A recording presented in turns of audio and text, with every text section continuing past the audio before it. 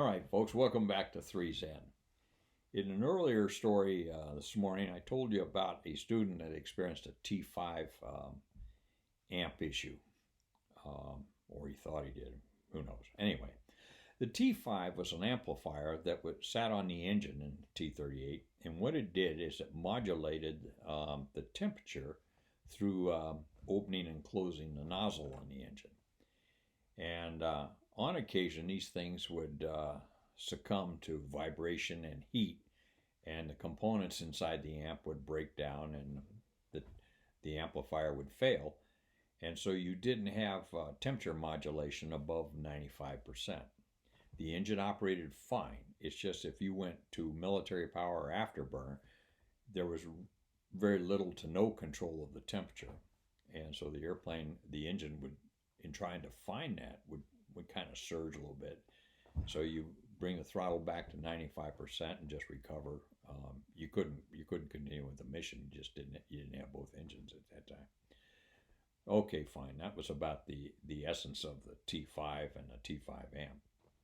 So, with that background in mind, we would take the students on out and backs, solo out and backs, as part of their navigation training. And the way we did that, we'd take a dual ship with a student from a class behind our class and an instructor, and then we'd take 3 or 4, maybe 5 solos with us, and then there'd be another dual ship following up behind. It's kind of like a mother hen and a bunch of chicks behind her. Okay, fine. So on this one day, Art Stacy was the instructor. I'd met Art at a safety conference, and I really liked Art. Just a good guy, fun guy to talk to. I got involved in this story when accident incident report came floating across my desk down at Randolph. I read the report, so I called Art and I said, "Hey, Art, what's the story with this?" And he says, "Bob, you won't believe this." And I said, "Well, try it on me." So he says, "I was the lead mothership on this student solo out and back to Nellis." And he says, "I landed, we went, shut down the airplane, and I went up in the tower for the recovery of the other airplanes. Usually the instructor would be up there just as a precaution in case there was a problem with any of the jets or the students. Usually it was pretty straightforward, no problems at all." So in these guys come, and they all landed without incident. Came in, refueled, went over the snack bar, got a snack, and then went back in the jets, fired them up, and off they went. Now the last guy to leave, I think Art told me he was also the last guy in the class, but anyway, be that as it may, he was just ahead of Art, and so they both got taxi clearance out to the runway, the end of the runway, and as they got to the end of the runway, they got a call from Tower telling them that they had an emergency inbound, and asked them if it was an emergency was like 11, 12 miles. They said, "Can you get off right away?" Not a problem. So about this time, they also see the fire department reacting at various intersections along their departure runway. These fire trucks were stationing themselves for the incoming emergency aircraft. So everything was set up pretty well. So the solo student took the runway, ran him up, did his engine check, released brakes, and off he went down the runway.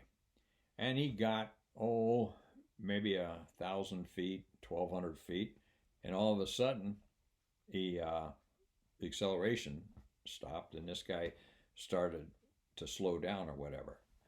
And pretty soon, his brakes started smoking. And then the wheels caught on fire. And the fire chief was sitting midway down the runway, and he called, "Hey, Tower," he said, "that emergency aircraft," he said, "where do you think it is?" And the Tower said, "Sir, he's about 9 Mile Final now." He said, "No, you got one here rolling down the runway with both main gear on fire." Really? So Art wasn't going to go anywhere at this time because the guy was shedding parts as he went down the runway.